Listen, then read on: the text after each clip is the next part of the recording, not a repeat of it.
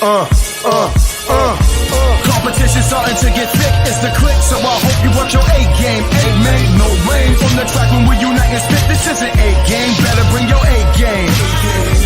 Competition starting to get thick, it's the click, so I hope you work your A game. A-Made, no rain from the track when we... Hey now, this isn't the Mike and JD show, but I used our Mike and JD show intro. But this is the WrestleMania reaction show, and I brought on my old friend from Fight Game Media. He is a Brace for Impact original. He is the reason why JD and I got together. He is an OG. Jeremy Finestone, man. How are you, Jeremy?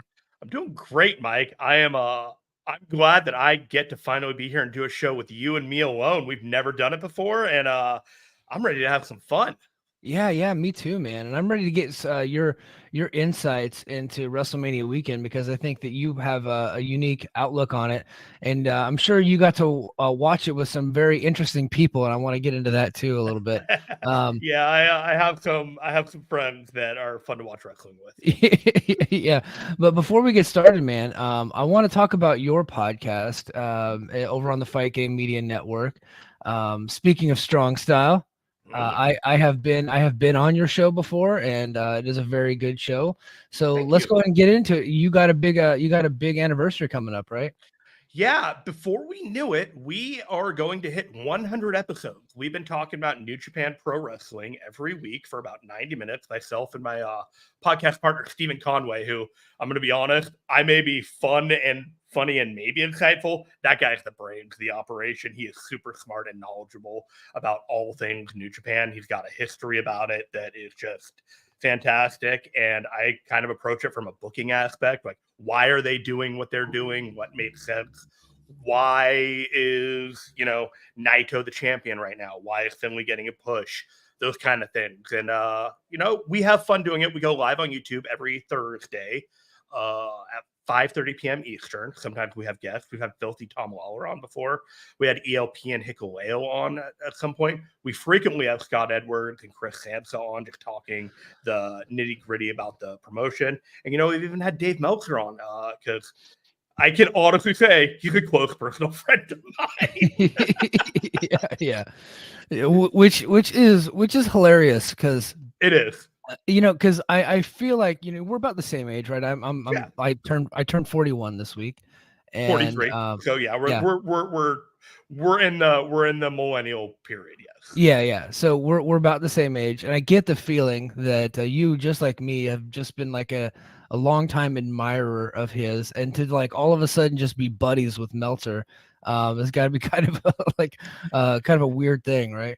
Yeah. So about 2018, 2017, there was a WWE TLC pay-per-view, and the main event was Becky, Charlotte, and Asuka. I don't know if you remember. This was the time that Daniel Bryan was the vegan champion and all that stuff. Moxley had just turned with the gas mask. Just an awful period in WWE. Right. But Garrett Gonzalez, who does the podcast with Dave, I started chirping at him through Twitter during the pay-per-view because I realized this dude was local. And I was like, oh, crap, this dude's local? Maybe I'll, just see what's up and, be buddies with him. See what happens, whatever. And then one thing led to another, and we just started hanging out. And he's like, oh, come to this APW show. The booker, John LaRocca, he was working there at the time, and maybe we'll meet Dave. And I was like, okay, cool. Happened a couple of times. I met him later, and then all of a sudden, I just started getting invited to come over to watch his shows pay-per-views at his house. And I pretty much watched most WWE, AEW, and New Japan shows with Dave Meltzer for the better part of 5 years minus COVID. Yeah, that's crazy. So what's it like? What's it like going over to to Uncle Dave's house? I get the feeling like does Dave greet you with hors d'oeuvres and No. He runs to the door because he's frequently up in his office. He's doing his daily update or whatever. And funny enough, at some point, my logins ended up on his TV and they've never changed. So when I watch WWE, it's my login on his device, and it's my New Japan on his device because he has it on his laptop, but he Yeah. never switched his logins on the big screen TV. And there got to be a point of like, okay, I just need to get this going. And Right. so I just put for shorthand, it's just easier for me to like have it in there because that's not his priority. It's just like, I just want to watch a show. I don't care about how I watch it. I'm like, well, do you want to watch it on the big TV? It's like, can you do that? I'm like, yes. I'm like, okay, we'll do that. And so he's very much the Uncle Dave. Like he's so incredibly astute about wrestling, but he's just like your uncle with technology. Like that's just how it is. And so he's got the dog. The dog is exactly what you think it is in real life, just a bouncing ball of energy. And then we come over, there's a bunch of couches. There is, in fact, a weight bench right in the middle of the living room with 35 to 55 pound like dumbbells just laying around. And he's Dave, and everything makes sense when you are in his ecosystem. So Dave has inspired me because I have another TV. Like I have my TV down in the living room, but if I were to put a weight bench in the living room, Jeremy, I'd get kicked out and I'd have to come live at your house. My wife's not putting up with that. So, but I do have like a full gym in my garage. There, it's so incredibly normal. Yeah. So I'm actually I have a second TV, and I'm actually going to be putting that up in the garage soon. And well, I mean, you kind I'm of going to try to get my lifting sessions in. Details. What's that? I was you kind of have to, because congratulations on the upcoming baby coming around the way. Yeah, confirmed. 2-time sex haver. So it's been scientifically proven. I have no children, so between the two of us, we are confirmed 2-time. Yeah. So, but thank you. Yeah, we're super excited. So I get the feeling though that some of my wrestling watching and stuff will probably happen in the garage soon. So I've been wanting to put the TV down there anyway. And like Dave keeps talking about how when he's watching Raw, which I'll probably, I'd like Tuesday morning, if Raw like continues to be good, I could see me like pulling it up on Hulu in the garage. I'm not gonna do 3 hours, but like put it up on Hulu and like watching some of the segments while I work out, in the garage. So that seems like be a good routine for it. And he's like super jacked, so kind of like that's my inspiration. He looks in such great shape. Like I just walk in, I'm like, damn dude, you just look all right, cool. Like I kind of feel like lesser when I'm just like in front of him, and it's like, yeah, all right. I did. But he's so unassuming and cool about everything. And I totally get the thing about the routine. I watch all the WWE programming, and if there's Monday nights that I don't want to watch Raw, like the 3 hours where it's like you put it on, and sometimes you watch the whole thing and you're engrossed and you're sitting down and you're watching it, and there's times where you're just kind of like maybe doing a little bit of laundry or whatever, just kind of life maintenance things around the house, and you got the iPad with you or whatever. And if you do it on Tuesday morning, for whatever reason, if you try and watch that 3 hours on Tuesday morning, it is so much longer and so much more difficult than if you try and watch it when it's live. And I don't know why that is. But I'm on board with Hulu, 90 minutes, whenever you can do it if you're not watching it live. Yeah. So before we get into WrestleMania, I do want to talk a little bit about New Japan because I have a New Japan expert on the show, and I don't get to have that very often. And I'll be honest, I've been pretty much disconnected from New Japan, I would say, since Wrestle Kingdom this year. They have taken hard to understand why. Yeah, well, and I hate to be the guy that kind of like abandons ship because they lost 2 of their top stars, but and I don't think it's just that. I think that the just overall interest in their product is quite a bit down. Not just because of Okada and Ospreay. I think it was kind of getting there anyway, and then that kind of like when the news came out that those 2 guys were leaving, it kind of like let the wind out of their sails a little bit. But so what is the overall state of New Japan? What's going on? I know Naito is the champion right now. JD and I have been predicting, and I think a lot of other people have been predicting that we're probably going to get Jon Moxley title run here pretty soon. What are your thoughts on that? Feels like that's the big thing. If you watch Wrestle Kingdom, and then you have come and picked up around now Sakura Genesis to go into Windy City, you'll probably find out that a lot of stuff has gone right back to the way it was before Wrestle Kingdom even happened. The Sakura Genesis result had Bishamon winning the titles again.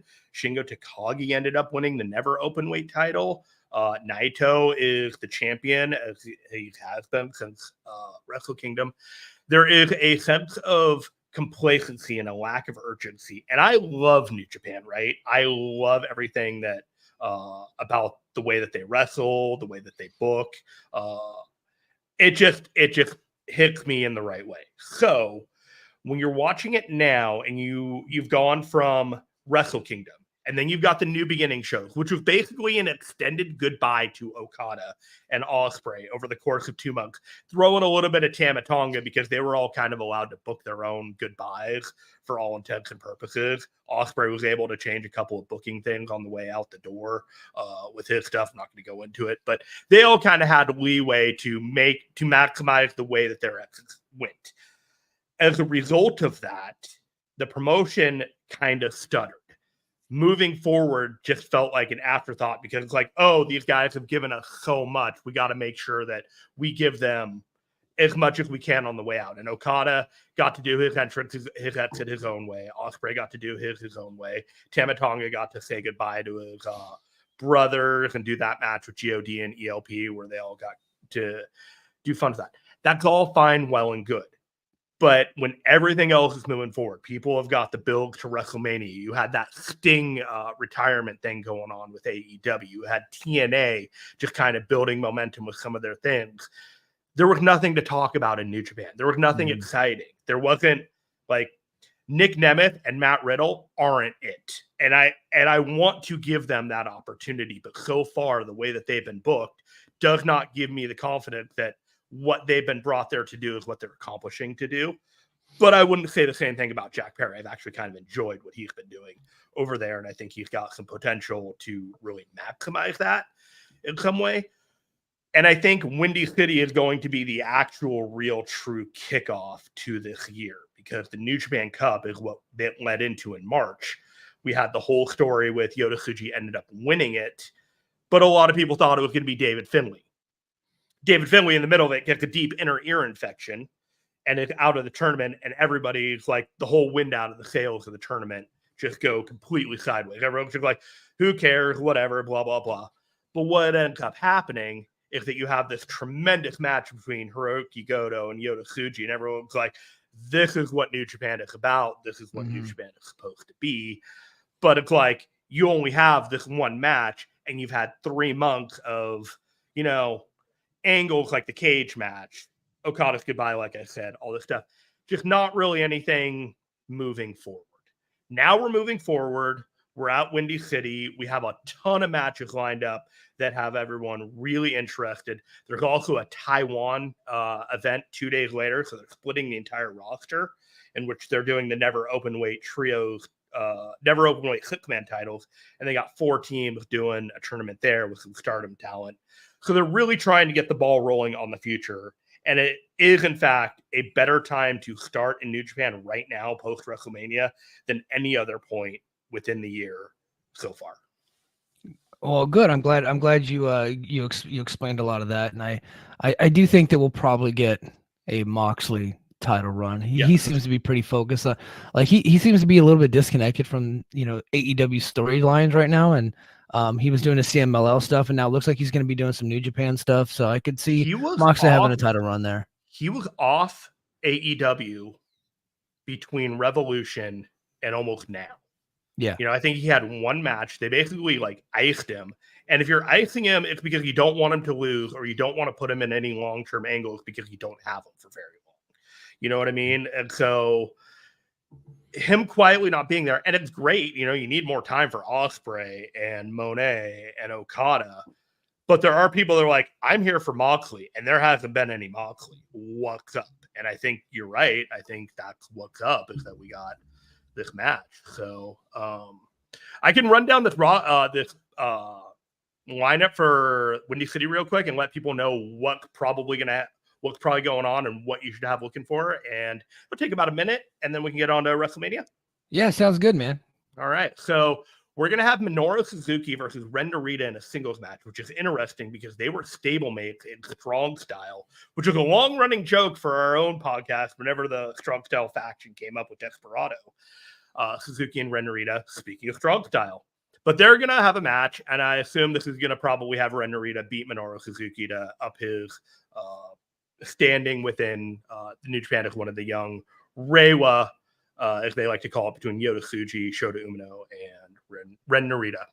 There's going to be a strong women's title match. Stephanie Vicker, who beat Julia, is going to be facing Azumi, who's a Stardom talent. This is probably going to be pretty fantastic. You're going to have the strong open weight tag team title 4 corners match. The Guerrillas of Destiny, who are the strong open weight tag team champions, are going to face Fred Rosser and Tom Lawler, they've named their team Filthy All Day, which is kind of funny, you know. They're going to be facing off against TMDK, which is Mikey Nichols and Shane Haste, and then the West Coast Wrecking Crew of Jor-El Nelson and Royce Isaac. So there's like a little feud between Lawler and the West Coast Wrecking Crew out of Team Filthy. That'll probably be a big story of the match.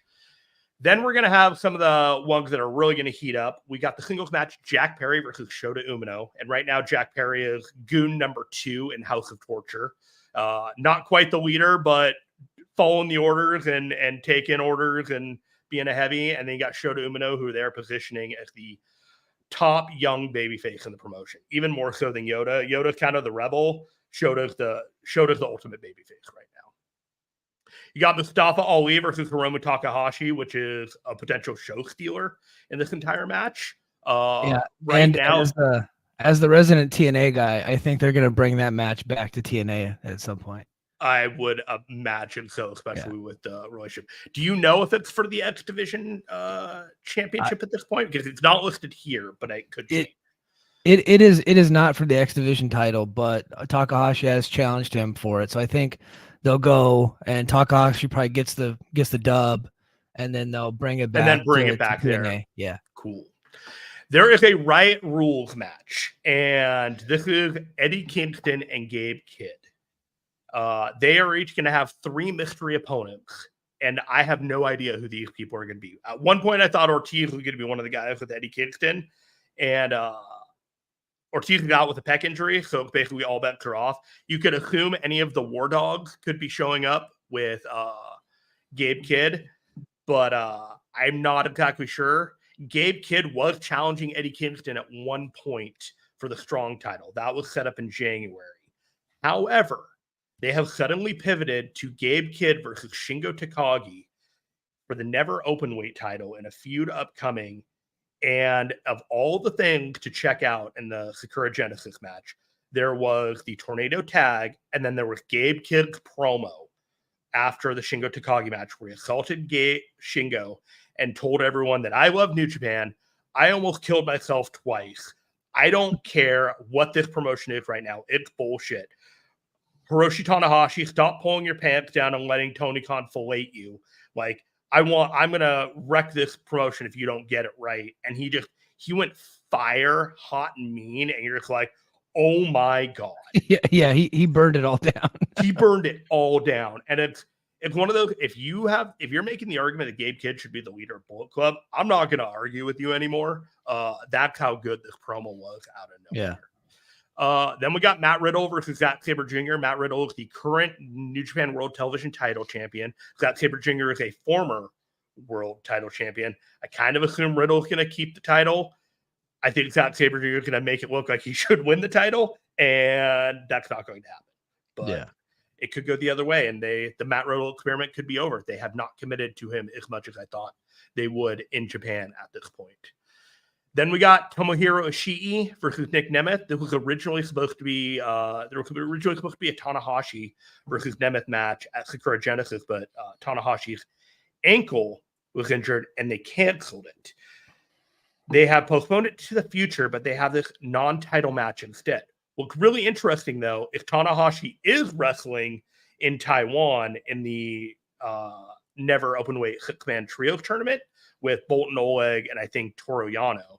So I don't know what's going on with that match. It might not even happen. And Nick Nemeth only has a few dates with New Japan, so who knows what's happening there. And then finally, we have the main event, Tetsuya Naito versus Jon Moxley. This match was set up at Windy City at the last pay-per-view. The way that they have done it, they want everyone eyes on this match, and I think that's for a reason. Yeah. I think we get a title switch. Hey, everybody watching live, we are gonna get to WrestleMania. So it's taking us 20 minutes, but we are definitely getting there. But thank you for that rundown of Windy City Riot. I think everybody's looking forward to it. It's And probably thank you for talking New Japan, but I'm here to talk Mania too. Let's blow it open, man. Yeah. Well, but I do think it was important to bring it up because I don't often get a New Japan guy on my show, so I was excited to have you on to give us kind of like a state of the union for New Japan, and they're about to have probably one of their biggest shows on American soil ever, right? Because I know they had the big one at American Airlines Arena in Dallas. I know they had their they had a really big one at the Cow Palace, but this one might actually be bigger. And then for a solo show, I think this might be their biggest. I know that they did the joint show with MSG and Ring of Honor, and I credit most of that to New Japan. Yeah. But for a solo show, I think this one is the one. Yeah, and speaking of biggest, we just probably had the biggest WrestleMania ever. Oh my god! Two nights sold out. I'm sure Brandon Thurston will have the turnstile count, but I think they had a little over 70,000 night one, according to the work number, and 72,000 the night on night two. I think WrestleTix had them at about 68,000, something like that, like right around both nights. A dual gate between both nights of over $34 million. Yeah. Not including all the advertisements that they probably printed money hand over foot in the middle of that ring. Yeah. So, with Prime and Slim Jim and Dude Wipes and all and American Home Shield. Yeah, it very much looked like a AAA show with all the advertisements, because every time I watch AAA or CMLL, like their big screens that they have and all that stuff, it's like typically like commercials. And that's kind of what WrestleMania take looked away like. from you for at all? No. No. And I know people were complaining about it. People were complaining about it, but those same people will watch, AAA and CMLL and be like, "Oh, that's just their culture," How is it any different from when you're watching a baseball game and like the backstop has all the ads, or when you're watching the football games and all like around the stadium and like on the platform or all the LCD platforms that they're like interspersing thing? It made the production feel more big time instead of cheaper. Yeah. And I'm just like, I've been like, if I were running my own wrestling business, I feel like I would be losing money if I didn't do that. You know what I mean? It makes sense to me to like use your canvas and use the stuff around the ring to create more revenue. It makes perfect sense to me. So I know I don't have any issue with it at all. Was it a bit cheesy to see Cody kissing the Prime logo? Yeah, that was weird. But in his head, he was kissing. In his head, he's just kissing the ring. But like, if you look at him, he's like in the middle, and now he's about to be sponsored by Prime, and they're about to come out with a American Nightmare like version of Prime, which I make my own Prime at my house. I have BCAA powder. I just put it in my water. It's the same thing. But I'm pretty sure my wife does the same thing too. She's just like she's making her own powder drinks at all points of the day. So one thing this weekend that they really wanted to hammer home was that this is the Paul Levesque era, the Triple H era, and they, Paul Heyman was saying it, Cody was saying it, Triple H was trying to say it's not, but while still saying that yes, it is. They want everybody to know. Not the Paul Levesque era. Yeah, they want everyone to know that this is no longer the Vince McMahon era. This is a brand new day. And here we got Front Row Brian just posted this morning. I don't know if he was the first one. It's just the one that got shared to me, that Vince has agreed to sell 1.6 million Class A shares and 1.8 million other shares. And he cashed out. He sold it back to TKO this morning, and he's cashed out at, let me see, at $311.2 million. He has cashed out at. So he cashed out both of his different classes of shares at the same time. Yeah, I don't know. It doesn't say how much shares he has left. He might keep a little bit of stock, but they really wanted to hammer home that it is now the Triple H era. It is no longer the sex trafficking era. It is no longer the abuser of people era. It is no longer that era. It is Nick Khan and Triple H era, and then now the Vince, pro wrestling era as well, not the sports entertainment era. Yeah. And I think I don't remember who tweeted it out. Somebody I'm trying not to be an aggregator that doesn't that doesn't give credit, but somebody tweeted out last night. You know what? I think it might have been Ibu, my buddy Ibu from Wrestle Purist. Backup Hangman. Yeah, backup Hangman. I believe it was him. So if I'm giving somebody the wrong credit, you guys can correct me. I think I saw that as well. So I'm gonna second you on that tweet X credential.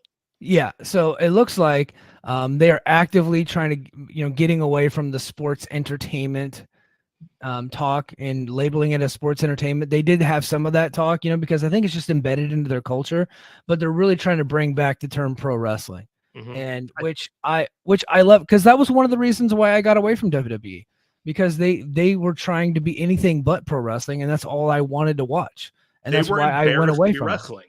Like they felt like it was like they wanted to leave it in the smoky bars that they brought wrestling out of, and all of a sudden it's just like they're seeing that there is in fact interest for New Japan Pro Wrestling. There is in fact interest for AEW. And instead of fighting the tide of like the people that are gravitating to like, I just want to watch good wrestling and be captivated by it, they're leaning into that instead of saying, no, let's be different. Let's give people not what they want and tell them this is in fact the alternative that they want. You can do a WWE show and do pro wrestling and then fuse it into something better. I do think that WWE for a long time was not pro wrestling. It was a production spectacle that, sports entertainment very much classified what it was attempting to be. But when I watched this show the last 2 days, I felt like I was watching a banger of a wrestling show on night 2. Yeah, and I think, obviously there are people going to want to give Triple H a lot of credit for that, but I got to give some credit to The Rock because when he came back, he has power. Like he's always had power and influence over what he does, but now he has power and influence over the whole show because he's a board member. And he coming back, he brought back some of the curse words, and he made Cody bleed, and that Cody angle where he was making him bleed in the back, by throwing his head into his bus. That's pro wrestling. That is a classic 1980s, Mid-South, Mid-Atlantic, pro wrestling angle. He brought pro wrestling back to the promotion, and they saw how well that worked. Right. And it might have been, they might have had the idea like long before that. I'm not saying they didn't, but I'm just saying like, that's when I felt like WWE was embracing pro wrestling again, is whenever they did that angle. I'm not going to say they're embracing the Attitude Era, because they're not. Like Attitude Era was mostly trash, although that is my era of when I became that was the peak of my fandom probably. But there's so much stuff that they did then that you can't do now, that they shouldn't even attempt to do because it's disgusting. But there were elements of it that were cool. And that part of what they did that night, that pro wrestling angle, that was cool. And that The Rock's from that era. So I think Rock is bringing a little bit of that flavor back to it. And it's starting to trickle down to the rest of the show. And I think that's cool. And then Michael Cole ending night 2 saying, "I love pro wrestling." That was like, that was the dog whistle, right? That was a sound bite that they are going to put into like that WWE then now forever kind of thing, Yeah. With the audience cheering. It's like, that's something that they are going to milk that one line a lot. Yeah. Like everything is all manufactured. You have to remember that, you know? And when it comes to The Rock, I looked at it now, it's like, that dude has more skin in the game now than he has ever had before, right? Like they gave him the $30 million in stock options. So it's like, it's in his best interest to perform because the stock goes up if he's on his like A game, right? And I think about what this WrestleMania would have been like if there had been no Rock, because I'll tell you right now, you and I wouldn't be doing this podcast right now because I would not have recapped it. It's like there were things that happened in this Mania build, including Punk getting injured, that Rock had nothing to do with. So if he had gotten injured and we were moving forward, we may have had a completely different change of plan, even though like all the card lineups would have been the same. I don't know if we would have had the main event that we had with the all-timer finish that we had from last night if he's not there. So whoever decided that like bringing Rock in and putting him as a figurehead in this company is probably the true MVP this year of TKO, whatever. Yeah. You know, like whoever's like, let's get that guy and let's bring him in and let's rebrand this whole thing. Yeah, and let's get away from the Vince McMahon era. And I think that this company Better. Vince McMahon. I should have been away so like 2 years ago. I could not believe he managed to get back in, and then like, despite all the signs that like everyone was coming for him, he thought he was safe. Like, fuck that guy, man. Yeah, and I'm gonna go ahead and I'm gonna say this. I'm gonna continue to say this. Anybody else that had knowledge of what he was doing, or that contributed to what he was doing, or turned a blind eye to what he's doing, I hope they go down too. And I hope that comes out soon, and then we get rid of those scumbags too. I am a firm believer that it is near impossible to destroy institutions, right? Like even Fox News, all the stuff that happened, it's still going. WWE has gone through a ton of controversies over the years. The fact that it will probably never like be able to be disassembled at the way it is. Like, I've learned this about Disney and all these corporations. There are bad people working in a lot of companies, and it's the bad people that you have to get rid of, not the companies themselves. So when there is proof and there is accountability and these things come out, and there are people with smiling on one side of their face telling you, you know, we're handling everything, and I don't know who these people are for sure. It's like, we're handling everything. And then the other side is like, we knew all along, and we're just making sure that all these things, those people will have to go. But I'm not ready to say who that is, because there's a very serious accusation, and there are very serious people already investigating that. And I'm not one of them. Yep. Same here. So, and I feel like, and what I said on my WrestleMania preview show, because I know people know that I was pretty tough on WWE and everybody, and Vince McMahon specifically. And I rightfully feel like, so. Yeah, I feel like, you know, the guys that I look up to in this business and podcasting, Joe and Rich from Voices of Wrestling and Dave and Brian from Wrestling Observer Radio, they cover the lawsuit, and they cover the shows, and they do them differently, right? And they're professional about both. So I feel like it's okay to continue to cover WWE shows while this whole thing's going on. That doesn't mean that I'm excusing or absolving anybody of anything. So I just want to get that out there, because I know people are going to comment about it, and friends of mine, and I respect them so much. So I understand why they wouldn't even want to watch this podcast right now because of what's going on. I totally get it, and I'm not mad at you. Cool. Intellectual property is weird, and WWE is nothing else but intellectual property. You know, this is a creative vision created by one person. And I have existed in the sphere, if you can look around, comic books. And comic books were born by grinding the blood and bones of the creators to nothing and getting like very little reward for the creations that millions of people enjoy. You know, they will go down in history with the exact honest truth of what they did in their lives. That will never escape them. And if you want to think that eventually, you know, Vince McMahon's legacy is going to be a sexual predator and a creep, as well as like the creator and visionary of WWE, all of it is true. It is complicated, it sucks, and it's ugly. But at the same time, there are people within that company that are bringing you joy, and they had nothing to do with any of these things. And at the end of the day, the whole goal is to present a product to the audience that you can enjoy without guilt.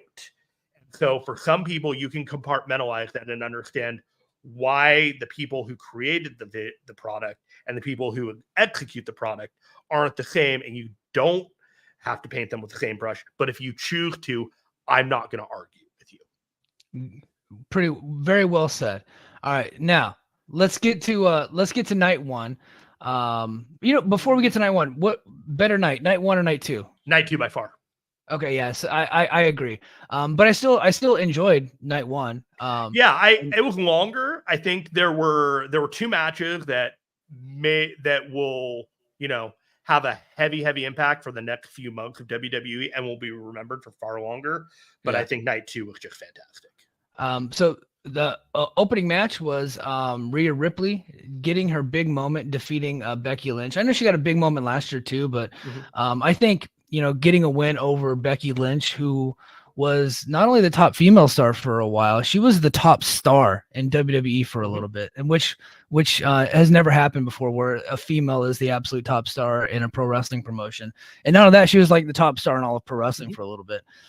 So to get that moment over Becky Lynch, and I know you've been a huge supporter of Rhea Ripley in the past. So belt her any opportunity you get, give her every belt. Oh, guys, I've been in chats with Jeremy Feinstein, and if somebody even tries to put a negative comment towards Rhea, he's letting him have it. He's going all in. He's bringing the thunder. But no. So what'd you think of the match, and how cool is it to see Rhea get this big moment? And Motionless in White, I don't know if you're a fan of theirs, but I've seen them. That entrance was fire. I was just like, oh my God. We're both millennials. I think they're a little bit younger than us, Motionless in White, but I've seen them in concert a couple of times at festivals, and they're pretty fun to watch. But great entrance, great everything, and really good match. What'd you think? Entrance went hard as fuck. This was exactly the match. If you were to say that Rhea and Becky were going to have this match 10 times, right? This was definitely on the 8 or 9 or 10 on it. This is one of the best matches they would probably ever have, just going at it with each other. It was exactly the match that you kind of thought that they would have. I was with you going into the match that the momentum that Rhea had after beating Charlotte last year, it does Becky absolutely no good to win this match. Just a story. But if you had Rhea beating Becky after beating Charlotte, you cement her into the top layer of all-time women stars, and she's so young and she is so talented that it's just if you didn't see why everyone believed in her in this match, I don't know what to tell you. She's one of the best women wrestlers in the world. Yeah, and I remember seeing her at an NXT live event in Visalia, California. Jeremy, do you even know where Visalia is? I do. It's near Bakersfield. Yeah, it's pretty close. It's it's actually a little bit closer to Fresno, but if you're driving from Fresno to Bakersfield, if you're driving from Fresno to Bakersfield, you'll drive right past it. It's but it's 100,000 people, and they have a convention center at the Marriott there, and literally December 2019, which is right as the pandemic. People got news of it a couple weeks before that, but we were, none the wiser at this point. My buddy Matt Tristo and I went to Visalia Convention Center to watch an NXT house show, and Rhea Ripley was on that show. And I remember seeing her on TV, but I was watching her live inside the convention center with a couple thousand people. She had big room charisma, and you could tell, because sometimes people have NXT level charisma where they have, Full Sail, university or performance center charisma, but when you actually get them out there in a bigger arena, and they have to get out there and hustle and sell tickets, you can tell she has big room charisma, and she had it then. And when she first got called up, I was a little disappointed in how they were using her, to be honest with you, but she broke through, and Judgment Day has been awesome. She's in my opinion has been the leader of Judgment Day the whole time, and so it's been a great act. It's been an overact, and she's incredible. So good for Rhea. You'll probably believe this, given where I'm at. I actually went on that same leg of the tour. They did the next leg of that NXT tour in Santa Cruz, and I ended up in the front row of that show with Rhea Ripley there as well. And I think whatever that Sons of Anarchy team, they were there at the time. Aleister Black was there. Gargano. Hey. You mean Steve Macklin? Yes. TNA legend, my hero. TNA Hall of Fame, Rushmore candidate. Yeah. Yeah. But yeah, I think I went to the next night of that tour, because it was a 4-leg tour where they ended up Visalia, somewhere else, Santa Cruz, and then San Jose. And I think Big Dave and Garrett went to the San Jose show. So nice. we all saw NXT at that California run. Next, we got the 6-pack ladder match for the undisputed WWE Tag Team Championship. Actually, I didn't know this going into the match, but they were separating the belts. I didn't know that. So if you were paying attention to every single thing that was on commentary, because it was only mentioned on commentary, there was never a graphic, they never really advertised it. But if you heard the random thing, you kind of wait, they're splitting the titles? And then it just kind of Once you got to the show, it's like it almost didn't matter. Like, oh, you're splitting the titles. Okay, whatever. Like everyone, no one like got upset. They're just like, oh, okay. And then we had the match that we had. It makes sense that they would split the titles. They just didn't tell anybody ahead of time, which I think it would have made it more interesting going in. I would have been more interested in it because I was like, this is just another car crash match, and that's what it was. I mean, it was fun. Right. It was really cool. Don't get me wrong. But if they were like splitting the titles and like they had told that story ahead of time, I'd have been more interested going in. That said, I thought it was a great match. A-Town down, Grayson Waller and Austin Theory won the SmackDown tag team titles because they climbed the ladder first. And then my prediction held true. Absolutely. Austin Truth won the Raw tag team titles, and I knew it was happening. They're the most over team in the company right now. As ridiculous as that sounds, they got momentum. And do you know how long they laid the groundwork down for this? How long? Since at least August. Yeah. So the whole thing was on Raw. R-Truth has been trying to join the Judgment Day. There's been t-shirts and whatever. Like, he's been trying to get on Damian Priest's good side. He thought he was joining the Judgment Day. He would wrestle JD McDonough. He actually beat JD McDonough. He was supposed to be in the Judgment Day, but it was all played for laughs. And then he got booted. He got his ass beat January or February. He joined up with The Miz. They did their Awesome Truth thing. And as soon as you saw him in a tag, and you knew that Damian Priest had a tag, and you had that cash-in briefcase, you're like, if they do that tag on night one, you know where this is going, right? And it utterly predictable, but in a good way. Like, you're supposed to set these things up and develop them in a way where the audience knows where you're going. Like, they're lining up the dominoes, and then you're not swerving them because you want to feel like you're smarter than the audience. You're leading the audience in that way of like, you want to see this. You don't even know if you want to see it yet, but you will. And that's what this was. Yeah. They executed it pretty well. I was happy and good for Truth, man. The guy's been around forever. So it was nice. I mean, it makes perfect sense that they split up the titles if R-Truth and Miz, because there's not a chance in hell those guys are traveling between Raw and SmackDown for 4 to 8 weeks until they split up the titles. Just get them off to somebody else now. Next match, we got Rey Mysterio and Andrade defeating Dominic Mysterio and Santos Escobar. I enjoyed the match, although I did not like the fact that they brought out a couple of scumbags, a couple pieces of shit from the Philadelphia Eagles, Jason Kelce and Fletcher. Who was it? Was it Fletcher Cox? Lane Johnson. It was Lane Johnson. Lane Johnson. Sorry, Lane Johnson. A couple of losers from the Eagles. You got more screen time over the 2 nights of Mania just sitting in the audience than they did doing their move. Yeah.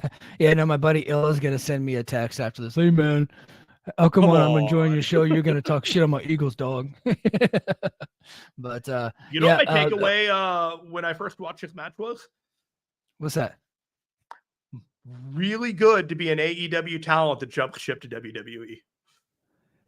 Yeah, you know what? Like, because it wasn't looking good for Andrade. He was in the Andre on SmackDown. Yep. That's where he was supposed to be, and Dragon Lee got pulled, and I was upset about that. I was like, why would you pull Dragon Lee to throw in an Andrade? Why? There's so many people. You could have done a trios match and had Andrade and Dragon Lee in it. Because I wanted to see Dragon Lee at WrestleMania. I love him. It made perfect sense to do a trios or even Dragon Lee. I was totally fine with Dragon Lee and Ray versus, Santos. It was totally like a star power thing. I'm like, I'm down for this. Like, Dragon Lee has been killing it on NXT whenever I've seen him. And then he comes up to SmackDown and like presses the hell out of everybody. Great. And then all of a sudden they turn around and like make it a Carlito, Dragon Lee whole feud. And then all of a sudden Andrade just slides right in, gets that big main event Mania match that, he's done one squash match since the C2 and AEW, and good for you, buddy. You have played your cards incredibly well. Yeah. But I did enjoy the match. Obviously Ray and Andrade get the victory, and I think it's going to be revealed that Carlito is the one that took out Dragon Lee because he was hoping to get the spot. Because Ray is a terrible leader and a bad friend. Yeah.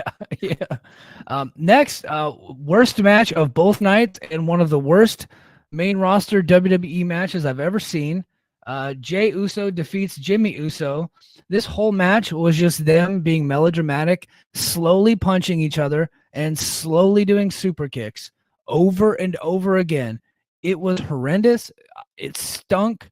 And this is one of the only times I've ever seen like Twitter in unison talk about how bad the same match is. Like even the WWE, like the hardcore guys that love everything WWE does, like even they were like, yeah, this is pretty terrible, right? Because usually, you remember the Edge and Orton match from a couple years ago, whenever they were doing their super long, boring, no disqualification match, and like everybody on Twitter was shitting on it, but then like Ryan Satin was like the only guy that loved it.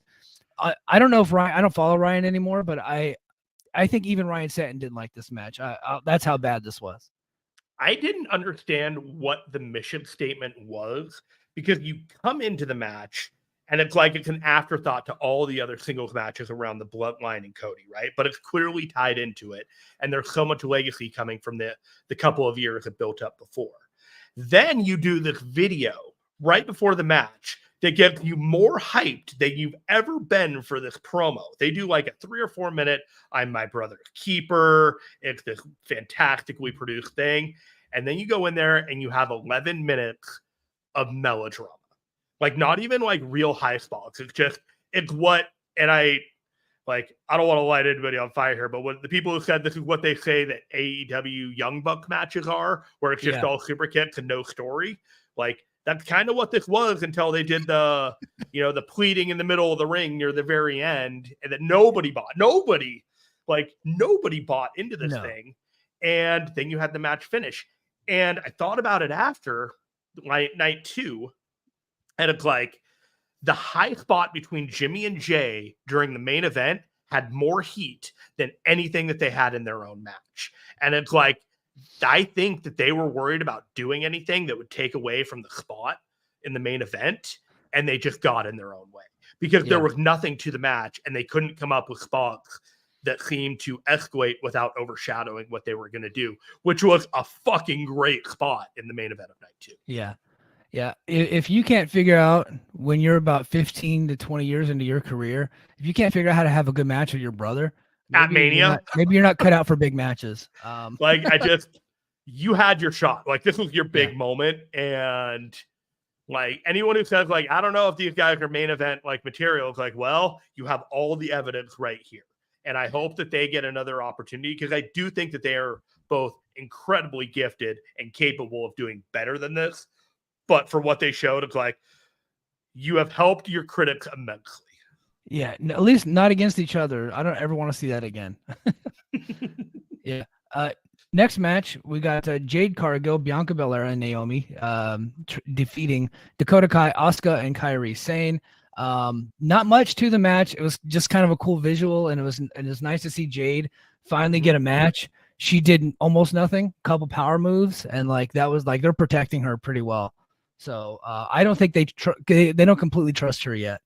That's what I took away from the match. I thought she looked awesome. I mean, obviously, X-Men 97's out, so she looked like Storm, which was cool. So absolutely. Yeah. So I nothing to the match, but it was just fun to see Jade. It was a spotlight. It was basically, let's show Jade Cargill off to the world, just like the Royal Rumble, just like that SmackDown segment.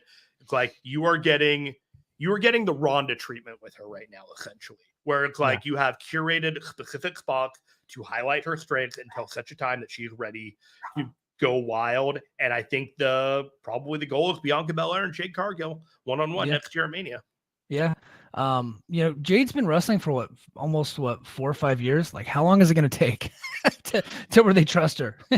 that's I think we're going into exactly what her drive and commitment was versus what the drive and the commitment to train her at her previous place of employment was. And I think the mentality is a lot different here. Yeah, I think having 3 years of squash matches in AEW probably did not do much to hone her skills. She should have been out there on the road, and they should have had her. I know everybody's like, I'm an advocate of a lot of AEW talent, like working indies like everywhere, kind of like what Sky Blue does. And a lot of the other talent, because they're getting better. A lot of AEW talent just doesn't get better because they work once a week and it's a squash match. And all you need to know is that they put Jade Cargill on the taped shows on Friday nights that less people watch, and then they tried to tell you that she was a star in the pay-per-views. Yeah. And then WWE signs her based off of her aura, and then like they work her out, and like, oh, wait a minute, Like she has not improved. They're like, So, but we're they gonna should do have to what they're slow doing. down a little bit here. Yeah. But they should do what they're doing with Dominic. Dominic works every show. Like Dominic's probably had like 200 matches in like the last year and a half or whatever. And that like that's how you get better. It's different though, because with Dominic, there was never an expectation that this dude was going to get any better, right? Yeah. Like a lot of people had written off Dominic as like a Nepo hire, essentially, and he was. He absolutely was, but yeah, like that was the conversation. Like people were naked about it. There's like he's a Nepo hire, maybe he'll get better or whatever. And now the conversation, like it doesn't even come up anymore. The pressure was never on him to reach that level, and then one day, like you realize, oh shit, he's there. Whereas everybody's looking at their clock on Jade. They're like, when is this happening? Like when? And that kind of pressure, it's got to be pretty immense. And I think so far she's handling it pretty well. Yeah. But I do think that there's a difference between the way, like the expectation on someone like her who's coming in with this completely high, like almost unreasonable level of like, you need to deliver, versus Dominic, where it's just like, if he comes through and like that's where I'm looking at on that. Well, what I'm saying is that they do all the house shows. Right. So she should be on all the house shows wrestling and having, 10-minute matches every time and working with their best. That's what I'm talking about. And that's how you get better. You don't get better at something by not doing it. 100%. And that's the part where she's going to have to be like full of steel and lightning when those clips go on Twitter and X and people are like talking about a botched move or this segment, or she gets the Maxine Dupree like treatment in some way, shape, or form. It's like those are things that she is going to have to be ready for. And unfortunately, she has not been prepared properly for it, because there's going to come a time very soon where there's no more time and she's got to get on. She's got to get better. Yeah. Next match, one of my favorite matches of the weekend, Sami Zayn defeating Gunther to win the Intercontinental Championship. I love this match. I love both these guys. It's going to go down as one of the better Mania matches of all time. Like as far as like bell-to-bell matches, it was just awesome. I loved it. Got a question for you. Did you queue up the reader context bad tweet that called this a botchamania from the Top Rope Brainbuster? No, and honestly, if we'd have been doing the show later in the day, I might have remembered to do that. But there was one guy that ate a whole bag of shit for calling the Top Rope Brainbuster a botch on the thing, and I actually got to a point where I kind of felt bad for the guy, because he's like, okay, I get it, and it's just trying to get clout off of WWE and Sami Zayn and Gunther, who, frankly speaking, are two of the best wrestlers in the world, and like, just if you didn't think that they were going to be able to pull this out and tell this story, and just Sami Zayn is one of the best in the world. He doesn't get enough credit because of the way he's booked and his style and all that. There you go. Yeah, this is beautiful, by the way. I don't want to call the kid out, so hold on. Let me get away from his YouTube name or his Twitter name. But yeah. Oh God. Oh, I can't do that. I can't. So here he's hitting his brain buster. My favorite part is that Community Notes corrected this dude. Said, no, this is not a botch. This is a Top Rope brain buster. This move was performed frequently by El Generico, the generic luchador, and is the alter ego of Sami. So even the Community Notes has a typo, and is the alter ego of Sami Zayn prior to joining WWE. That is beautiful stuff. Absolutely ethered. Just like that is my nightmare on Twitter, is to do something so dumb that like I just get ruined. I delete my account, I'd be done. Yeah. I mean, he never deleted the tweet though, so kudos to him. Good for him. But this was a fantastic match. If the main event didn't happen on night 2, this is probably the match of the 2 nights. Yeah. In all honesty, this was Rocky 3. This was a cinematic masterpiece. There was the video setting it up. You had the signature Sami Zayn long walk from the back of the arena all the way out to the stage with the Chad Gable, and you got the Kevin Owens. Like, you can do it. It's like, and if you're watching this and you are not absolutely feeling for this guy and not like all in before the match ever starts, I don't know if pro wrestling is for you. Like, honestly, like you may not get it. Yeah, this might not be the thing for you. That's where I'm at on this. If you are watching this and you have not seen it, you're like, what should I watch on this show? Underline, watch this match. Absolutely. And then we go to the main event of the night, a very polarizing main event of the night. And I'm curious to hear what you got to say. But The Rock and Roman Reigns defeats Cody Rhodes and Seth Rollins in 44-ish minutes. That's bell to bell. That's not counting the 16 minutes of entrances. And then if you go even more than that, before that, you actually got like a 5-minute like recap video telling you the story of the match, which as a guy that had not been watching weekly, that I honestly appreciated it. So very it was helpful. Cool. Yeah, it was cool to me. And I'm a Peacock Premium Plus subscriber. So I didn't just watch commercials during that time. I got the full recap. And my kid has never seen an episode of Raw before, and she was watching with me. So I was able like to tell her the story. Like they explained who the good guys were, who the bad guys were, and why they were wrestling. So I like me personally, I appreciated it. Mm-hmm. But what did you think of the night one main event? I thought the spectacle of it made it feel bigger than it was, but the match was just there. You know what I mean? Like The Rock can't do anything other than his signature move, kick punching and whatever. He looked gassed in the beginning, but he kind of paced himself. So by the end of the match, he was still fine. Yeah. But The Rock and Roman Reigns together felt like bigger stars than Cody and Seth at the time. Just, but I also feel like that was part of the story is like, can Cody and Seth overcome like these two giant behemoths? Is it possible? Can they rise to the occasion? A lot of it was all storytelling. And, like there wasn't much to this match. Everybody was treating each other very, very carefully because nobody dared getting fucked up before like the night 2 matches. You're watching this and it's all smoke and mirrors for a lot of it. Yeah. And Cody explained, he goes, it was really cold in the ring. And he had to wait forever for Roman and The Rock to get out there. And he's like freezing.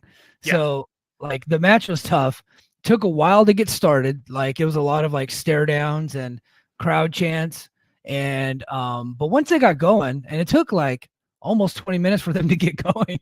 Once they got going, I honestly really enjoyed it. I had a lot of fun with this. I loved it. Was it Young Bucks versus Kenny Omega and Hangman? No, it's a different thing. WWE does stuff differently than and that's fine. I want the two different shows to be completely different from each other. So I absolutely loved the main event. It reminded me of the WrestleMania 1 main event. Should they have gone less time? Yes. Yes. But did that take away from my enjoyment of the match? No. They went over an hour in totality with all the entrances and everything. I think they're probably going to use this later and as like an episode of television where it was just like you're just that, and they'll probably put it on, on like USA or whatever.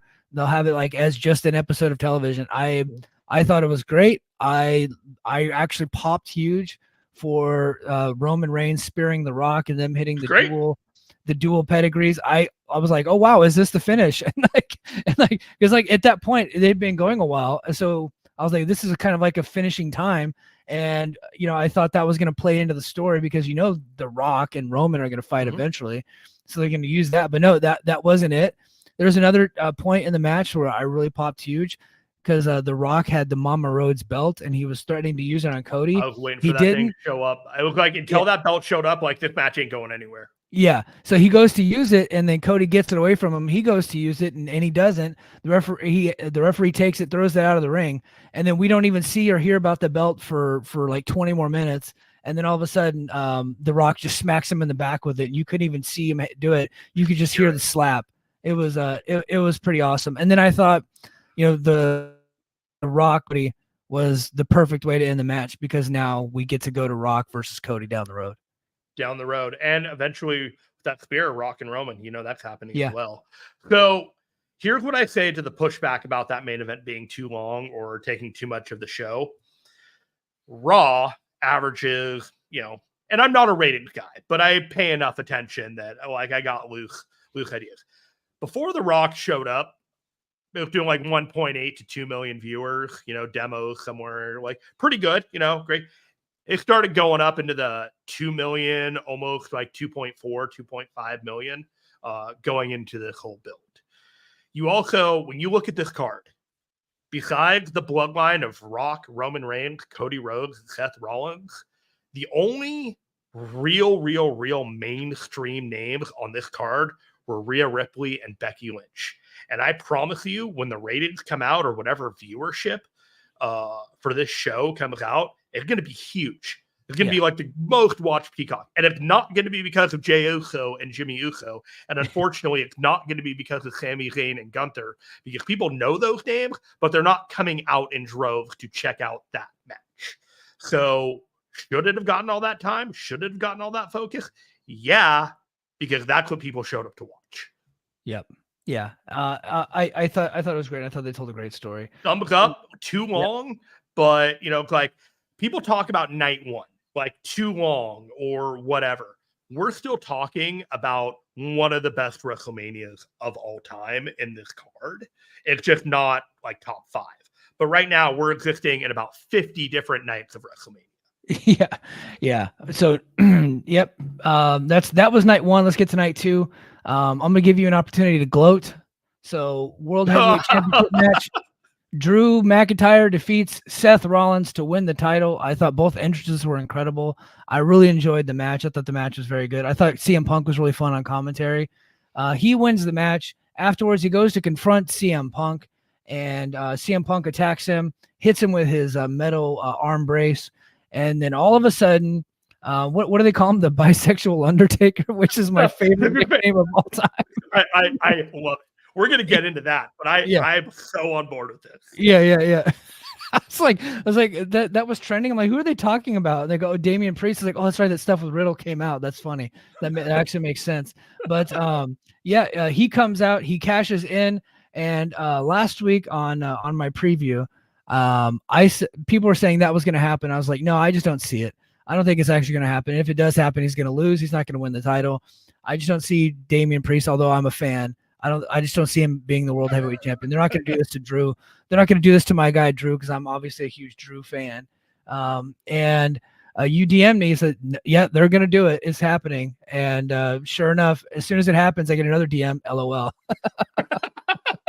Well, this is how I ended up on your show, because I heard the preview. I'm like, no. This is exactly how it's going to happen. They've been laying the groundwork, and I can see it a mile away. And I texted you, and I'm like, I'll come on your show and I'll talk about it if you want. And you're like, sure, let's do it. And I'm like, great reason. And then, the match happens. I LOL you. And then here we are, and just been having a blast. So I'm glad I'm here. But, man, the whole thing, Mike, was they were talking about Drew McIntyre's moment in front of the live crowd, his moment. They never said how long that moment was going to last. They never said anything about after the moment. They just needed to give him his moment live. And that felt like a giant fucking red flag. And that's where like the hair under my ass was lit. It was all about the moment and not winning and having a great run. Like they're talking about the moment. And McIntyre had his moment, and then the rest of it was stolen by Priest. And now you've got Clash at the Castle, and I am all for it. Yeah, and I think he just made himself some more money with getting the story, but also leading towards a CM Punk match whenever CM Punk's healthy again. I think Damian Priest's stock went higher than any of us ever realized after that match with Bad Bunny and Backlash last year. Yep. That was the moment it all changed for him. Yeah, absolutely. And then so we get to the Philadelphia street fight. Bobby Lashley and the Street Profits defeat the Final Testament with Bubba Ray Dudley, of all people, as a special guest referee. What an asshole. What a hypocrite. I know. Yeah, WWE Hall of Famer, constant drag on AEW, constantly, talking. Yeah, I mean, I think he does say a lot of positives. I don't listen to Busted Open that much anymore unless there's an interesting guest on there. But I follow it like enough to where he is constantly like talking shit on AEW, and he was always speaking positively about WWE. Well, he has a WWE Legends deal. Sure. He is a WWE Hall of Famer, and Sure. sure enough, they brought him in for the Philly Street Fight. So take all of his criticisms, which is a shame because he is very knowledgeable. He's a smart guy. He's doing it but instead of providing constructive criticism that people could use to be helpful, he's getting himself over, right? so you got to see through what he's doing. But here he is, referee of the Philly Street Fight. There you go. Bubba Ray Dudley to me, and I kind of came across it, and it's going to be a weird analogy. Bubba Ray Dudley is like that supporting character that shows up every so often on like a sitcom with the really annoying tick that somehow becomes like a subplot in the episode, and it's like he just pisses everybody off, or just like getting around dealing with this guy becomes the point of the episode, and then it's like, and then he's gone, and we never have to think about him again. And I felt like that's what we got here, was just Bubba Ray Dudley, and we just had to be like, okay, Bubba Ray. And I was almost too pleased that the table fucked up and they had to like do it all over again. It's like, you deserve this, Bubba. The other guys, they don't deserve this. Had you not been here, I bet this never would have happened. Yeah. Like they wouldn't have scored the table like this. I bet this was all your idea. I'm blaming all of this on you because the Street Profits and Bobby Lashley are really great. More the Street Profits than Bobby Lashley. He just kind of, I just felt like Bubba Ray Dudley tried to make the match about him, and even carrying Cross in the Final Testament, Akam and Rezar, they were just there, like they're not going to be on Mania next year. The way I would watch this match, like I didn't see you on Mania next year. Yeah, I don't know what Triple H sees in Cross or AOP at one point when they were in NXT. I thought they were awesome. Right. And then they got brought up to the main roster and they just, Vince just didn't see it in them. So I like, at least at one point, AOP was pretty awesome. Karrion Kross, like once you get after the entrance, and I remember watching him in Impact and I was like, this guy has potential. He's got charisma, but he just could never put it together. And like, he's been there forever. I just don't see what Triple H sees in him. He loves the guy. I don't think he's going to get another WrestleMania match, but he should be on the cutting block. Like, I hate to advocate for somebody getting fired, but the guy's just not any good. I feel like LA Knight is what they wanted Karrion Kross to turn into. Like that super viral, like this guy's going to get fired. The audience is just going to be like, this guy's unstoppable. And it happened to LA Knight, and it wasn't Karrion Kross. But but they always kind of wanted Kross to be that guy. Yeah. Like it just kind of makes, like if you think about it in hindsight, it feels like this was the guy that they wanted. This was the guy that ended up being it. And the only other thing I'll add is, goddamn, does Paul Ellering have the best fucking job in wrestling? He doesn't do anything. He just has to come out there, look good with the Authors of Pain, and then leave. Like, I mean, he held somebody's foot for like 2 minutes. And that was brother's in his 70s. Love it. Get paid, buddy. Yeah, I'm glad he's getting a payday. Good for him. Triple threat match for the United States Championship. Logan Paul defeats Randy Orton and Kevin Owens to retain the championship. The LA Knight match. Did I skip the LA Knight? Oh, I did. Sorry. LA Knight pins AJ Styles in a match for the TNA Legacy. And Rudy Charles was even the referee, former TNA referee. So TNA legend Eli Drake versus TNA super legend AJ Styles. Were they ever at the same time? Never at the same time. No. So like AJ had already gone to New Japan by the time, because Eli Drake came in. He was one of those FCW fireds that John Gabruik brought in. He brought in him and EC3. It worked out for both of them, obviously. Absolutely. Yeah. So those were John Gabruik guys, and they both got to be pretty like popular. 2016, 2017, and AJ was already gone to. AJ had already left to New Japan in like 2014. Yeah, he left at the end of 2014. He left to. Or at the beginning of 2014, he left to New Japan. He was gone in 2013, I believe. If I might have the years wrong, but and then like after that, that's when EC3. But he's been gone from TNA for over 10 years at this point. Yeah. Oh yeah. We're gonna get to a point where AJ has been in WWE longer than he ever was in TNA. How about that? Which is wild to think about, right? It is and it isn't. Like they both stand the test of time. You just think that if someone's in TNA that they've been there forever, and sometimes that's just not true. Yeah, but the match was fine. I didn't really find it bad match, but I didn't think it was like a great match. The one thing that I just noticed is that AJ is bigger than Eli. You could keep AJ away from anything sharp because he will pop like a bubble if you get him near a corner. Yeah. He's a big man, but this is fine. Right guy won. LA Knight's on the way up. AJ, it's like a lot of people are going to be mad to say that AJ is kind of on the way down. But AJ is a guy that he's kind of a gatekeeper upper mid Carter. I think, beat him to get into the main event scene kind of thing. I think it's almost time for AJ to have a run outside of WWE for a little bit and kind of go get some gold watch runs in other places. But it's funny to call LA Knight an up and comer, right? When he's 41, right? But I'm like, how else do you describe them putting the rocket on this guy that the way they have? Like, it was this match and fucking Jimmy and Jay that were the only singles matches with nothing on the line. It was just a match on the card. Yeah, it was the only thing that was online was I think Eli or LA Knight did a home invasion on AJ Styles. So yeah, he's got to change the lock on his door now. He wasn't allowed to change it until after the home invasion was over. All right, let's go to the triple threat. Logan Paul defeats Randy Orton and Kevin Owens to retain the title. I happen to enjoy this match. I happen to be a Logan Paul fan. I think he's great. He's fun to watch. He's very raw. He probably needs to stop doing the buckshot lariat because I did want to tweet out that it was the best buckshot lariat, but he kind of screwed it up twice in this match. But the one buckshot lariat that he did where he wavered when he hit, I thought was planned. Yes, I think you might be right. Yeah. The one where Randy took him out immediately afterwards, I felt like that was too smooth to be a botch fix, if that makes sense. But the first one, you could tell he's just getting too low whenever he lands.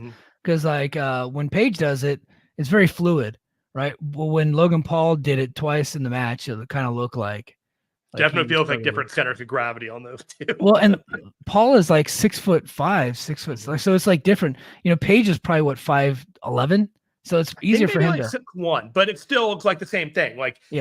Those 4 inches on a human body make all the difference in the world with your center of gravity. Yeah. So, but I really enjoyed the match. They did the whole story where Owens and Orton were partners. I was gonna call their tag team Randy and Kevin Owens RKO, but I think that name has already been used for something else. But RK Owens. Yeah, RK Owens. There you go. But and then of course Randy turns on Kevin, which everybody kind of saw. It was a funny moment in the match, actually. Audibly laughed. The meme-worthy. Yeah. Sorry. Yeah, whoop, you caught me. Late stage comedy Orton is great. Yeah. He's kind of twilight of his career. Orton has been pretty fun. Yeah, he knows he's just having fun, just making the best of it. And this version of Orton, I never would have thought 10 years after WrestleMania 30, where he's in the main event, super heat, nobody wants him there. He's just the guy in this match with Daniel Bryan and Batista.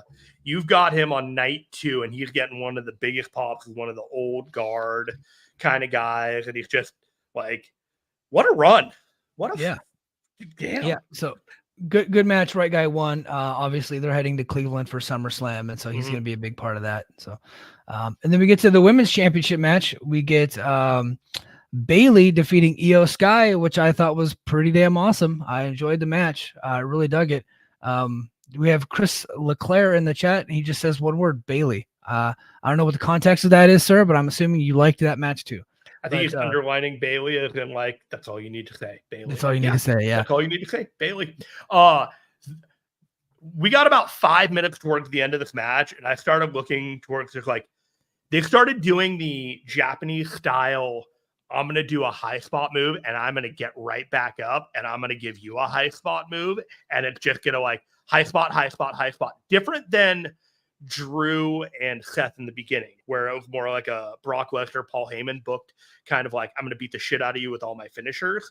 This one reminded me of Ibushi and Naito, that kind of thing, where you just you do this insane brutal move, and you just get right back up and you give your opponent a big move until one of them just can't stand anymore. And that's basically what happened in this one is that, Bailey just started power moving her all the way to the end. And if you want to know what Stardom or New Japan main event matches are like, this was a Japanese main event match. And I was just like, holy shit, I love this. This is fantastic.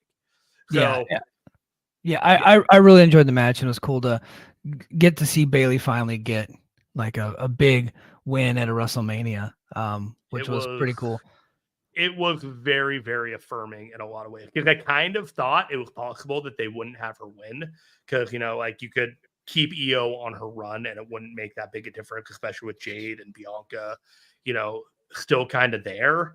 But when they repackaged her, gave her a new gimmick, I live about 5 miles away from that Egyptian sun park in San Jose. And I was thinking about going down and taking a couple of pictures. Were you the one texting Corey Graves to explain to him what the deal was with her Egyptian? No, I started Googling it. There's an Egyptian park by my house. What the hell? And then sure enough, I'm like, oh, I guess I'll check it out. And that's a couple of days just on the other side of the freeway. I'm like, oh, okay, sure. 5 miles away. Check it out. The presentation was great. I have wanted to see Io Sky wrestle like this, kind of with the wheels off. Because they haven't really given her title matches and opponents before this build with Bailey. They kind of given her the weak champion treatment. Sometimes they do that in WWE, where it's just we're not sure how the audience is going to respond to her, or she hasn't had that match where we know that she is going to win this in a straight up duel.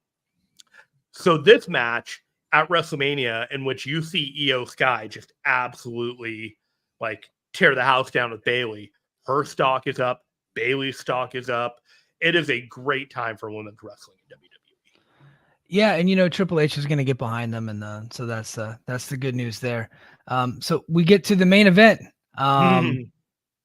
Cody Rhodes defeats Roman Reigns. And I pulled up the Bleacher Report thing because they're the only website that I could find that had both nights, the results into one file.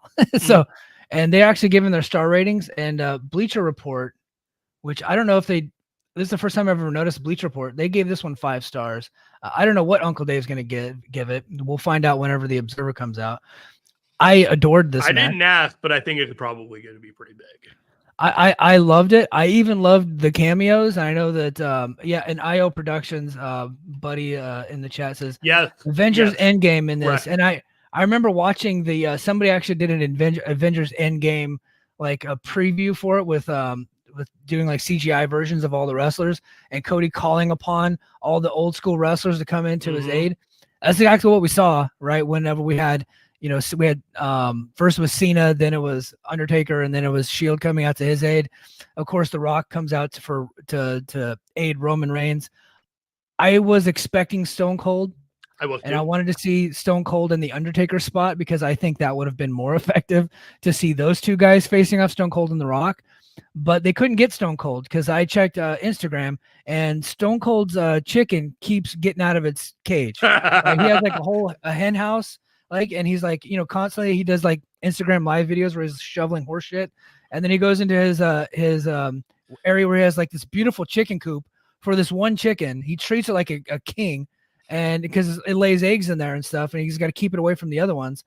So it was really, it was really hard to get Stone Cold away from the Broken Skull Ranch. So they couldn't get him. But they got the Undertaker instead. I just kind of figured they couldn't meet the price tag, and good for Stone Cold for having a price tag that they couldn't meet for that one, because it made a lot of sense for 25 years after their match in Philly, The Rock and Stone Cold, for Stone Cold to come out and prove that Cody is not, in fact, a dipshit babyface. Yeah. Having Undertaker instead, it calls back to Undertaker losing to Roman Reigns at WrestleMania 32. So there is something to it, and I'm fine with it. Yeah, me too. But it's it's the difference between an A and an A plus. You know what I mean? We're quibbling on the littlest detail of it would have been cool if this other thing. But holy shit, this was fucking awesome. If you want a kitchen sink match and you want everything to make sense, and you are talking about watching every single segment involving the bloodline for the last 18 months. This match gave you everything. That when I was talking about Avengers Endgame in this, he is correct. He is talking about every segment with Cody, every segment with Jey Uso and Jimmy Uso. You got 10 years ago after WrestleMania 30, after the Evolution match with Triple H, where Seth turned on Roman Reigns 2 months after WrestleMania 30. 10 years later, that Roman still got that real estate in his head and he was triggered by it. And in his moment of victory, he fucking loses because he's get triggered from 10 years ago and chooses to attack Seth instead. And you're talking about the levels of depth here. And you want to argue that WWE isn't really good about the layered storytelling. I'm like, I beg to differ. There was things here that was just, under Vince, they were not. They were not, but I think this signals what they're trying to. That's why they keep saying the new era. Like, give us another chance. All the lapsed fans come back. Give us another chance. Look at this layered storytelling that we're doing now. The interesting thing about it is the new era has been happening for 2 years, but they announced it today so that it was already underway. You announced it when you already saw the changes, right? Not we're telling you these changes are happening, because how many fucking times over the last 15 years did you get told this is a new version of WWE under Vince, right? Which is you're saying that it's oh, we're listening to the fans. We're doing this. We're doing that. We hear you, the WWE is your network, not our network kind of thing. But you see it being executed right now. Right? You see changes and people are there's more of a consensus among the people watching, what I'm watching now versus 3 years ago feels entirely different. It does. I really enjoyed this WrestleMania. I enjoyed both nights. I enjoyed both main events, and I loved this match. It's my favorite match of the weekend. I felt like a little kid seeing some of the old guys come out. I love the John Cena interaction. I did not like that John Cena just got squashed by The Rock immediately, made him look like a little bit of a geek. He looked so small compared to The Rock. I know. One of you have aged real gracefully and one of you have not. I know, man. But you know what? The Rock is much, not only physically, but in the world and in the world of pro wrestling, John Cena can never live up to The Rock. He just never could. Yeah. He was around a lot longer than The Rock, but at The Rock's peak, there was nothing like him. The only guy that comes close, Hogan and Austin, right? It's Hogan, Austin, and Rock as far as peak popularity. And Cena and Roman just never came close. And we're seeing it now when The Rock comes back. All eyes are on him. There's nothing like The Rock. He is the most charismatic guy I've ever seen. He brought so many eyeballs to Cody Rhodes' coronation. Oh my God. Yeah. And I really liked the callback to WrestleMania 10 with all of the baby faces jumping in the ring. Whenever Brett beat Yokozuna. That was Dusty winning the title from Harley in the cage. In the cage? Yeah, all the baby faces came out to celebrate. Or beating Flair, sorry. Beating Harley Flair, Harley. Dusty beating Flair in the cage, and all the baby faces came out to celebrate him and raised him on her shoulder. It was classic. They did. Yeah. No, they did it then, and I just remember when I was a kid in '94 WrestleMania 10 when Brett beat Yokozuna, right? And then Luger and Savage and 1, 2, 3, and Vince even got in the ring, and they closed the WrestleMania like that. They closed it down. I really dug that. I thought that was cool. They really put, because it's difficult not to get overshadowed by all the big stars in the ring. And at one point, you would think that Cody might have gotten overshadowed, but then they ended it by putting the total spotlight on him and making him look like it's his company going forward. I have to ask you about this. How annoyed are you that they could have done years of post-show celebrations with the babyface in the ring on these big shows instead of throwing that fucking WWE logo up on the bottom of the pay-per-view and saying, show up on Raw the next night, for the celebration. This felt like you won the goddamn Super Bowl. You know what I mean? It felt Cody is a star. Yeah. Well, and I think that's the shift in mentality, right? Yeah. Because they always called WrestleMania the Super Bowl, and at times it would feel like it, but when it would end, they're already on to the next thing. and you never really got closure on stuff. And we had not seen a great celebration like that. We got WrestleMania 10 with Brett. We got WrestleMania 20 with Eddie and Benoit, which we're not really, I don't think we're allowed to talk about Benoit. And the WrestleMania 30, you got a good celebration with Bryan Danielson. But this was like 3 or 4 times longer. You know, you got 5 minutes. This was like 20, 25 minutes. It really was. And I felt like, you could have tuned out at any point, like, okay, I'm good. I felt it. But if you wanted to feel every single moment of it, they gave you all you wanted. You're right. And I think comparing it to winning the Super Bowl is exactly right, because then they have the big trophy presentation. They did that. It's like the culmination of a year's worth of work. And in Cody's, for Cody, it's 2 years. So, I loved everything about it. They brought out Bruce and Triple H, and Bruce they was wanted popular. Triple H was acting like he did not want to come out there, but he very much did want to go out there.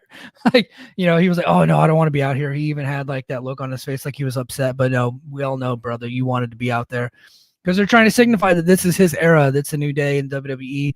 That Vince is dead, and they ended it with "I love pro wrestling" thing, and I thought that was a very, very fitting way to end the show, because that's kind of what they're going to be promoting it as going forward. I thought that was just a good way to end the show. And part of me was like, is CM Punk being out there was a little weird, but but he was out there. I thought it was so smart that they ended the kickoff with him coming down to the ring and like waving 5. So if you were watching the kickoff, you immediately knew CM Punk was going to be out there for the beginning of the show. Yeah. So CM Punk in the background as one of the baby faces, a la Randy Savage coming out. Yeah, that was weird. And him and Seth are like on other side of the ring. Seth's half dead in the corner. Seth, and like, Seth looked like it blew out his knee. He looked like he couldn't. Okay, so here's what I think happened. He came in with the shield gimmick, right? Yeah. But I think he was so fucking, his back had locked up, because it was like 2 or 3 hours after his match, right? Yeah. And so like, you're not feeling great sometimes when you're doing that, and he could probably barely move. And so they framed it so that he was able to get in the ring away from the camera, and it probably took him a while to get in there. And then he got taken out immediately by Roman with the chair. And then later on, it was the moment in the middle of the match. But afterwards in the celebration, if you look in the corner, they were fucking wheeling Seth into the ring. Yeah. Like, he was dead to the world. And he was just like, I don't know what painkillers he was on, but he was probably loving life at all. Yeah. It looked like he could barely walk. Somebody in the chat, let me see. Somebody brought up a good question that I think it's worth exploring. Mr. JH says, is Seth leaving? It was booked like he was leaving. Both Seth lost twice, and then he gets in the main event last night, and he doesn't do anything other than get his ass kicked. And then, of course, Becky lost. Becky's contract's coming up. Do I think they're leaving? No.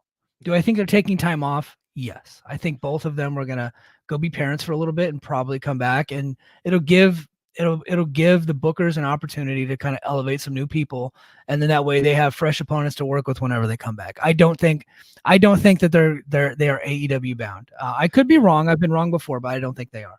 Seth getting his ass kicked last night was by design. The whole deal was Seth swore to Cody that he would be his shield. Yeah. We all didn't quite know what that meant. But apparently what it meant was that Seth was coming out in the Shield gear to the Shield music, and he was going to take the bullet for Cody when the time came. And that's exactly what happened. And, it's like, even if he was beat to shit from his other match, and like all he was able to do for the staging of his movement and things, like stand here and take the shot, it's like, okay, he took a very static shot both times. Like, he just had to be in position. There was no high spot for him or anything like that. I think it's because he couldn't fucking move. Yeah. That very likely, because it looked like he couldn't move afterwards. Yeah. So yeah, I don't think they're leaving. I don't think Drew is going anywhere. I know his contract was coming up. WWE doesn't really talk leak. Like, the leaks out of WWE have been few and far between, to be honest with you. So I think contract expires. They don't talk about it other than like wish you future endeavor. They only tell you if they've released you. Yeah, so because there for a while, like nobody could confirm whether or not, even though Dave reported that Cody had re-signed, nobody could confirm it. And then he's been re-signed for months. He confirmed it himself on a podcast earlier in the week. You know what I mean? Yeah. Like Did you everybody's hear still working that? on Did you Dave, hear but- that Cody story about the watch? Yeah, that was cool. So if Okay, you buy that story. I do, Okay, I do. you buy that story from the guy that tells you that he learned he was losing to Roman in the ring when the ref counted 3. Okay. Yeah, but you know what? Triple H afterwards confirmed it, and then he actually went into detail about exactly how it happened. It was Nick Khan's idea. He put Bruce Pritchard on the case, and they got a team out there to find the watch, and they bought it for him. Once that thing goes to a pawn shop, unless there's like a paper trail receipt, that's fucking impossible. Like just It sounds unbelievable, or they got a it sounds picture like a of great it. story to tell at the post conference. Yeah, or they got a picture of it, right? Yeah. And they had Rolex make them an exact replica, Sure. and Or they find gave it to one them. and do it themselves. Yeah, but if anybody there's a has lot the to resources to do investigative stuff like that, it No is doubt, WWE. no doubt, no doubt, $1 billion company, no doubt, no doubt. I'm just like you either hear that story and you're like, oh, that's sweet, or you hear that story like that's fucking bullshit. Yeah. Yeah. Or you know what? It could be as simple as like the person that bought it from the pawn shop, Sure. was a wrestling fan. But I and would like to hear how, you know what I mean? Like Yeah. they do have that WWE treasure hunt where they go searching for lost stuff. This Yeah. is not out of the realm of possibility. But the moment you introduce that this happened, there are questions. Yeah. That's it. There are questions.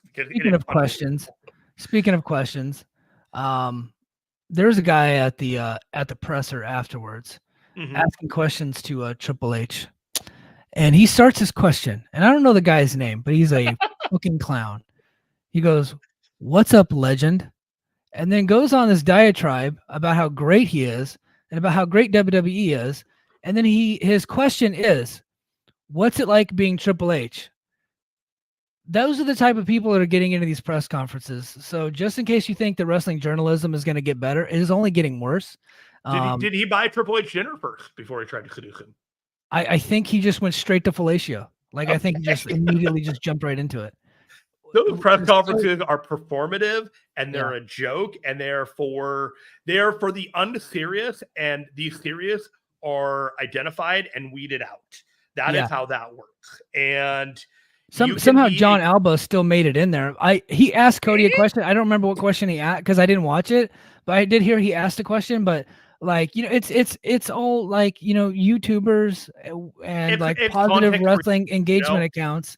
Good job for Denise Salcedo. That kind of thing. Like this is what she does. She takes the information and she monetizes it in a fun and informative way based off of what is there.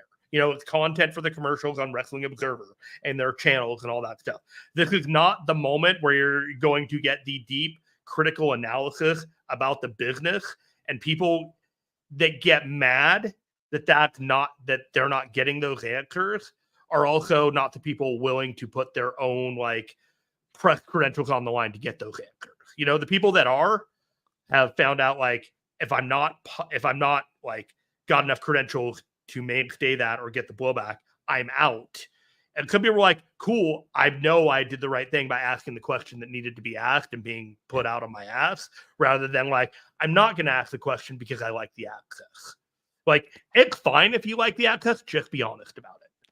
Just be like, and I just don't find you to be like a real person. Like, I just feel like you're a fake person at that point. It's just your legitimacy is put into question as to what you're trying to do and how you're supposed to be viewed by people who view you as some kind of authority on this subject. I feel like if you have that access, you have a duty kind of like to have some type of journalistic integrity, but most of them are just they're Denise included. They're just there to be jerk offs and just ask bubblegum pop questions. And they're monetizing their own like feeds and they're making a living off of this. They're making a living off of people who they provide nothing to their audience. They provide nothing of value. None of these people are valuable people. It's like it's fine for what you do. And if there are people that find that you providing that service is great for them, I feel like that is a small majority of the general population. You know, there are a lot of people with their head on their shoulders that are like, I just want to get the right information. I want to get a good analysis. And then I want to go on with my day and be interested in other things other than pro wrestling. But there are people that eat, sleep, breathe pro wrestling. It's everything that they think about. It is not for me. I watch a lot of pro wrestling, but God, if pro wrestling were all that I had in my life, I think I'd go insane. Like it's Yeah. No, I totally get it. Well, Jeremy, man, we have gone over 90 minutes. This has How been about a lot of that? fun. Yeah, this has been a lot of fun. I have to get out of here. Got to take my kid to school. I She's gotta probably go have to school take my at 30. dog for a walk. You heard them barking because they decided to be jerks on a Monday morning. I don't know. I know. Sorry about that.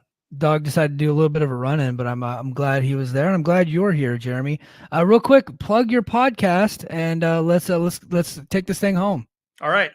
Speaking of Strong Style, our 100th episode is going to be this Thursday, April 11th, I think. Yeah, April 11th, 5:30 p.m. Eastern. And then we're coming back live after Windy City Riot, myself, Stephen Conway, and Josh DeVee from We Work Stiff, one of the Aussie New Japan boys. And we're going to recap everything that happened at Windy City. And it's going to be a blast. The card that we ran down earlier in the show that you skipped over to get to the WrestleMania preview, which I totally understand because this is all WrestleMania talk tonight. Yeah. But speaking of Strong Style, Google it. You'll find me. You'll find Stephen Conway. You'll find Fight Game Media, and you'll find a fun time. Yep, Fight Game Media Network. And if you guys want to support this show and you want to support the Mike and JD show, please give us a thumbs up, hit the subscribe button, share the podcast with your friends, and then also head over to patreon.com/the Mike and JD show. We have all of our audio, all of our video. We have bonus. We have exclusive content. Sometimes we have written content. We have JD does some like random off the wall stuffs on there sometimes. And then I do Brace for Impact every Saturday morning. I do it live for the Patreon audience. And then we also have Overtime with Mike and JD. And this coming up Sunday night, you guys, if you're a Patreon subscriber, we can't do this for everybody. We can't open it up to everybody because we'll get nuked on YouTube. We're going to watch They Live at 11:30 p.m. Eastern time. We're going to watch They Live with our Patreon subscribers. We're going to put a link in there. You guys can click the link, and then you'll just be joined up into a StreamYard feed. And I'm going to put the movie right in the center, and we can all watch the movie together. It's going to be awesome. Yeah, so we're doing cool and fun stuff like that. So please head over to patreon.com/the Mike and JD show. I would really appreciate it. That's going to do it for me. Classic. If you haven't seen it, you got to check that one out. It is absolutely a Roddy Piper. Yeah. Classic. Yep. And then you can, of course, join us. We co-stream on the Voices of Wrestling web YouTube and the Mike and JD Show YouTube this Thursday night at 11 p.m. Eastern Standard Time. Stay up all night with the Mike and JD Show. And then, of course, you can check the podcast out on Spotify, Apple Podcasts, wherever you get your podcasts. All right, guys. Until next time, mahalo.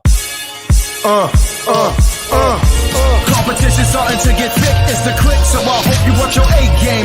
Mate, no rain from the track when we unite and spit. This isn't A game, better bring your A game. Competition starting to get thick, it's the click, so I hope you watch your A game. Mate, no rain from the track when